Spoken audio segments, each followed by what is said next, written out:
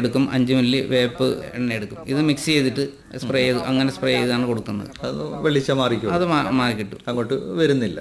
പിന്നെ അതല്ലാതെ നമുക്ക് ചെയ്യാവുന്നതെന്ന് പറഞ്ഞാൽ നമ്മുടെ വിനാഗിരി ഒരു 5 ml വിനാഗിരി എടുക്കുക.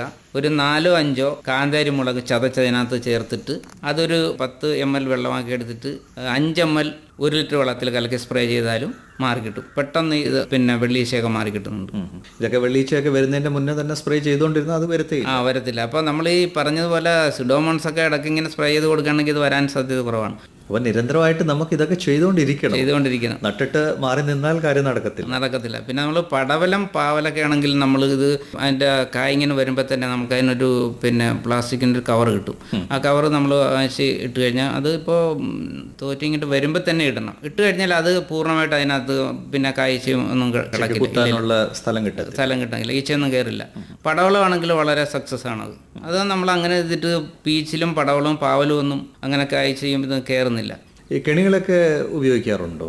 മഞ്ഞ കെണിയുണ്ട്, അല്ലെങ്കിൽ നമ്മുടെ ഫെർമോൺ ട്രാപ്സ്. ഫെർമോൺ ട്രാപ്പ് ഉപയോഗിക്കാറുണ്ട്. ഇപ്പം ഞാൻ ഉപയോഗിച്ചിരിക്കുന്ന ചെല്ലിയുടെ കണിയാണ്. പക്ഷേ അത് ചെല്ലിയുടെ കണി പലരും പല ദോഷങ്ങൾ പറയുന്നുണ്ട്. പക്ഷേ എനിക്ക് അത് വിശ്വാസമില്ല. കാരണം എന്ന് വെച്ചാൽ ഈ ഫെർമോൺ ട്രാപ്പ് ചെല്ലിക്കണി വെച്ച് കഴിഞ്ഞാൽ ആ ഏരിയയിലുള്ള കംപ്ലീറ്റ് ചെല്ലികളും അതിനകത്ത് വരുന്നെന്ന് പറയുന്നുണ്ട്. പക്ഷേ ഞാനങ്ങനെ വെച്ചിട്ട് നമ്മുടെ 1 ഏക്കറിൽ വെച്ചിട്ട് ദൂരെയൊന്നും വരുന്നതായിട്ട് നമുക്ക് കാണുന്നില്ല. ഇതിനകത്തുള്ള അപൂർവം കുറച്ച് ചെല്ലികളെ വരുന്നുള്ളൂ. വന്നാലും അതിനകത്ത് വീണത് വെള്ളത്തിൽ വീണത് ചത്തുപോകും. അതിൻ്റെ ഫ്രൂട്ടും കൂടി വെച്ച് കൊടുത്താൽ മതി. പക്ഷെ അത് വളരെ സക്സസ് ആണ് എനിക്ക് എന്തായാലും. അപ്പം താങ്കൾ ഈ കപ്പയുണ്ട്, പച്ചക്കറിയുണ്ട്, തണ്ണിമത്തനൊക്കെ പറഞ്ഞു, ഇതൊഴിച്ച് വേറെ കൃഷികൾ നമ്മുടെ വാഴ ഇതൊക്കെ ചെയ്യാം? വാഴ കൃഷി ചെയ്യുന്നുണ്ട്, പശുവുണ്ട്, താറാവുണ്ട്, കോഴിയുണ്ട്, മത്സ്യകൃഷിയുണ്ട്. കുളത്തിൽ നല്ല മത്സ്യമുണ്ട്. അപ്പോൾ ഇതും ചെയ്യുന്നുണ്ട്. ഏത് മത്സ്യങ്ങളാണ് ചെയ്യുന്നത്? ഇപ്പം നമ്മൾ ചെയ്യുന്ന വാളയുണ്ട്, സിലോപ്പിയ എന്ന് പറഞ്ഞ ഒരു ഇതുണ്ട്. അപ്പോൾ നമ്മൾ അതിനൊരു ടാങ്ക് കെട്ടിയിട്ടുണ്ട്. ഒരു 3-4 മീറ്റർ വീതിയിലുള്ള ഒരു 1.5 മീറ്റർ ഡെപ്തിൽ ഒരു ടാങ്ക് ഉണ്ടാക്കിയിട്ട് അതിനകത്താണ് ഈ മത്സ്യങ്ങളെ വളർത്തുന്നത്. അപ്പോൾ അതിൻ്റെ മുകളിൽ നമ്മൾ ഒരു ഗ്രില്ല് കെട്ടി മറ്റ് പക്ഷികളോ അതൊന്നും എടുക്കാതിരിക്കാൻ വേണ്ടിയിട്ട്.